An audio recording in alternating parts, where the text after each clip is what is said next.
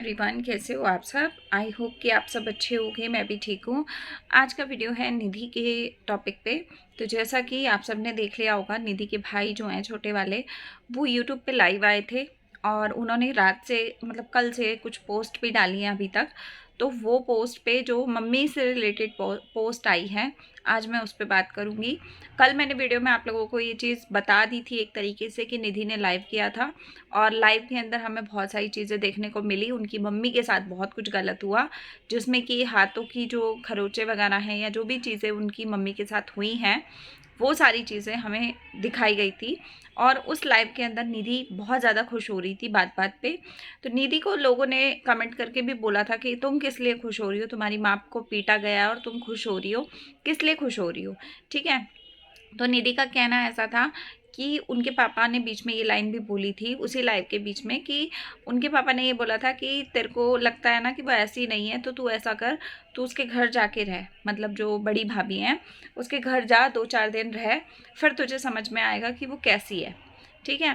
तो ये आगे से उस टॉपिक पे बोली थी कि मैं क्यों जाऊं, जब मैं इतना सब कुछ घर बैठ के देख रही हूँ तो फिर मैं वहाँ जाके क्या मतलब क्यों जाऊँ, मैं क्यों वहाँ जाके अपनी इज्जत खराब करूँ या अपना पिटने का काम करवाऊँ या पिटने के लिए जाऊँ, मैं वहाँ पे क्यों जाऊँ। इस तरीके से इन्होंने बोला था, हंसने लग गई थी ये।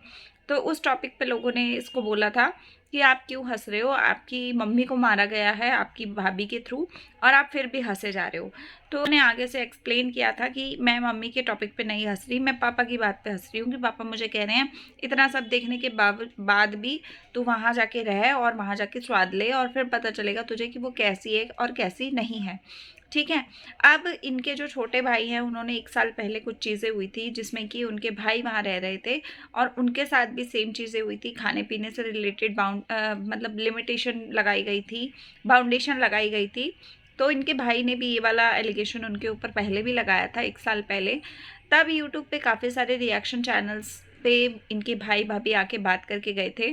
तो तब ये था कि तब इनका जो मैटर था वो बहुत आराम से सॉल्व हो गया था और इनके भाई के साथ जो भी चीज़ें थी, मतलब छोटे वाले भाई के साथ जो भी टॉपिक छिड़ा था, तो वो टॉपिक बहुत आराम से ख़त्म हो गया था। ठीक है। अब उस समय इनके भाई जो छोटे वाले भाई हैं, उनका भी कुछ सीन चल रहा था। उनकी जो ये बोल लो कि उनकी जो गर्लफ्रेंड थी या जो इनकी मतलब थी, उसके साथ में कुछ सीन चल रहा था, कुछ अपना पर्सनल मैटर चल रहा था, जिसके कारण शायद ये उस समय उस चीज़ को छोड़कर और अपने मैटर में घुस गए थे और इनके पास उतना समय नहीं था कि ये वापस उसी मैटर में घुसें। अब 1 साल बाद इनका जो बड़ा भाई है, उसको कहीं ना कहीं अपनी मम्मी को, मतलब माँ, हर माँ को लगता है कि अगर हमारे बच्चे को ज़रूरत है तो हमें जाना चाहिए, चाहे सामने वाला कोई पूछे ना पूछे। एक माँ के अंदर ये होता है कि भाई मेरे अगर 3 बच्चे हैं, 4 बच्चे हैं, तो मेरे लिए सारे बराबर है और अगर मेरे किसी भी बच्चे को मेरी ज़रूरत है तो मैं वहाँ जाऊँ, चाहे मेरी बेइज्जती ही क्यों ना हो। माँ बाप हमेशा अपने बच्चों के लिए झुक जाते हैं। ठीक है। तो इनकी मम्मी जो है वो गई अपने बच्चे के लिए कि भाई उसका ट्रीटमेंट चल रहा है, तो चलो थोड़े दिन मैं रहती हूँ वहाँ पे, थोड़ा केयर करूँगी, क्या पता अच्छा हो जाए वो जल्दी।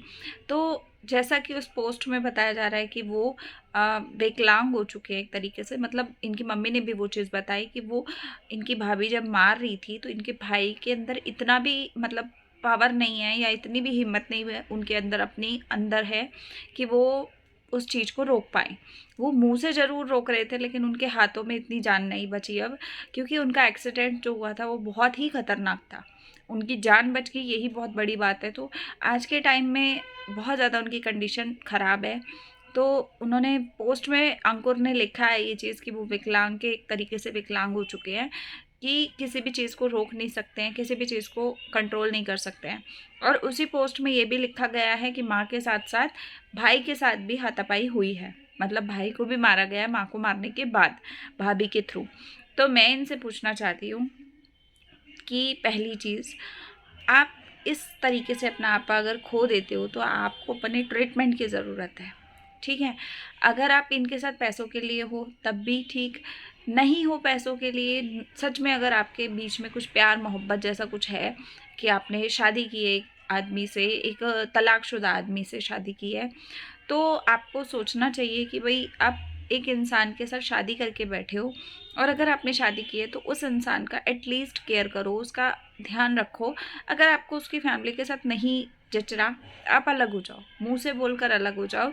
लड़ाई झगड़ा अगर आप कर रहे हो तो मुंह से लड़ाइयाँ हर घर में होती है, हमारे घर में भी होती है, पर हाथापाई पे अगर कोई उतर रहा है तो इसका मतलब ये है कि अभी आप हाथापाई कर रहे हो, कब आप किसी की जान ले लो ये भी नहीं भरोसा, है ना, क्योंकि आपका गुस्सा आपके कंट्रोल में है ही नहीं।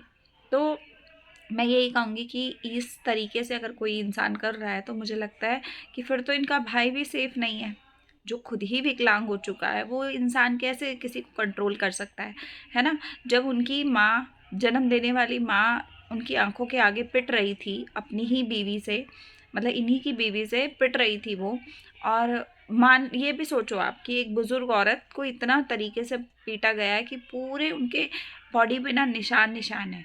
और ऐसा कोई इंसान नहीं करता है कि अपनी ही बॉडी पे अपने इतने सारे टैटू छाप लेगा, इतने सारे चोटों के निशान छाप लेगा और फिर ला आके यूट्यूब पे बताएगा कि भाई मेरे को मेरी बहू ने मारा है।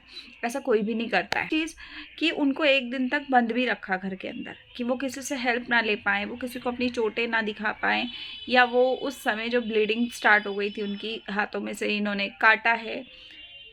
मतलब मैं सोच के हैरान हूँ यार, कैसे आप इतनी हिम्मत करके किसी को काट लेते हो।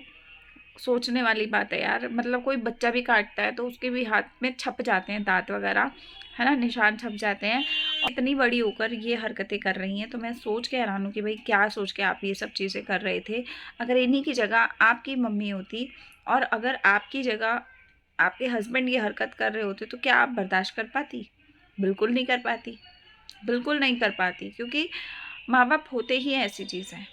पहली चीज़, आपने इनको मारा पीटा, मतलब आंटी को मारा पीटा, वो बुज़ुर्ग हैं।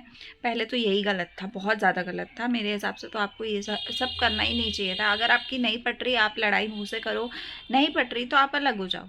आप उनको बोलो कि आप जहाँ से आए हो आप वहाँ वापस जाओ, हमें नहीं जच रहा है आपके साथ, ठीक है। दूसरी चीज़, आपने उनके साथ लड़ाई झगड़ा किया, आपका पति आपको मुँह से रोक रहा है कि भाई मत करो मत करो मत करो, ऐसा गलत है ये, है ना। तो उस टाइम पे आपने उनके ऊपर भी अगर हाथ पैर चलाए हैं तो मेरे हिसाब से आपके अंदर फिर कोई इंसानियत नहीं है, कोई भी नहीं है। आप एक विकलांग इंसान को मारपीट कर रहे हो, आप एक बुजुर्ग के साथ कर रहे हो। अगर आपको इतना ही मारपीट करनी है तो किसी ढंग के बंदे के साथ करो, जो बंदा जवाब तो दे कम से कम आपके साथ, मतलब उतना पार्टिसिपेट तो करे उस लड़ाई में। आप एक ऐसे इंसान को मार रहे हो जो खुद ही अपने आपे में नहीं है, खुद ही अपने अंदर, उसके अंदर इतना हिम्मत नहीं है कि वो खुद पानी पी ले खुद से लेकर। आप ऐसे इंसान को मार रहे हो, है ना। आप एक शुगर के पेशेंट को मार रहे हो, जो शुगर का पेशेंट ऑलरेडी इतना कुछ झेल चुका है। यहाँ पे थी वो आंटी तो उनकी खुद की बेटी उन्हें मारती थी, उनके खुद के बच्चे उन्हें मारते थे, उनका खुद का पति उन्हें मारता था। और आज वो बहू के घर गई है थोड़े दिन की, चलो शांति से रहूँगी, वहाँ भी मार पिटाई करके उनको भगाया गया है। तो ऐसे उनका तो पूरा आप लोगों ने ज़िंदगी बर्बाद करके रख दी है।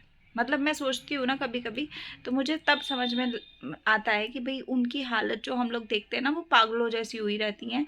वो इसी वजह से हुई रहती है क्योंकि उनको ना एक होता है कि भाई हमने अपने बच्चे बड़े कर दिए तो अब हमें बच्चों से सुख मिलेगा। उन्हें सुख तो छोड़ो, उन्हें चोटें और मारपीट और ये सब मिल रहा है। चाहे वो पति के थ्रू हो, चाहे वो बहू के थ्रू हो, चाहे बेटी की हो, चाहे बेटों के हो, हर कहीं से उन्हें बस मार ही मिलती है और कुछ नहीं मिलता। और इसीलिए कहीं ना कहीं वो इतनी पागल हो गई हैं कि अंदर कुछ बचा ही नहीं है। मतलब वो हमेशा ही बीमार पड़ी रहती हैं और इस तरीके से डिप्रेशन में ही रहती हैं। उनकी हालत ऐसी पागलों जैसी हो जाती है, और अच्छी खासी इंसान है वो, तब भी वो पागलों जैसी दिखाई देती हैं, है ना। तो आप लोग बताना कि आपके हिसाब से क्या है ये।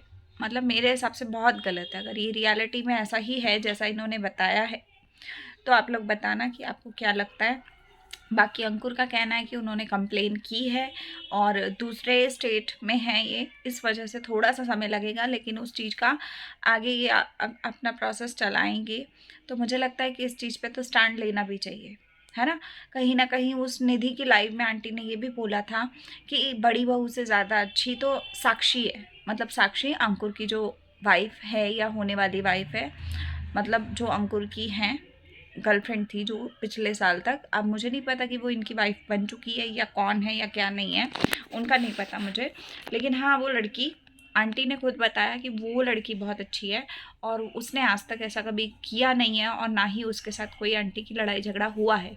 तो आंटी ने उसकी तारीफ़ बहुत की है। मेरे हिसाब से वो साक्षी वही है। बाकी हो सकता है कि इनके बड़े भाई की फर्स्ट वाइफ के बारे में बात कर रही हूँ। मुझे कंफर्म नहीं है, आप लोग बताना कि साक्षी कौन है। और अगर मैं पहले वाले वीडियोस अपने ही देखूंगी तो शायद मुझे याद भी आ जाएगा। तो आप लोग कंफर्म कर देना, क्योंकि आप लोग तो देखते ही हो, आपको तो सब कुछ पता ही है। तो चलिए इस वीडियो का एंड करते हैं, मिलते हैं अगले वीडियो में। तब तक के लिए लाइक शेयर सब्सक्राइब कीजिएगा। तब तक के लिए बाय, टेक केयर।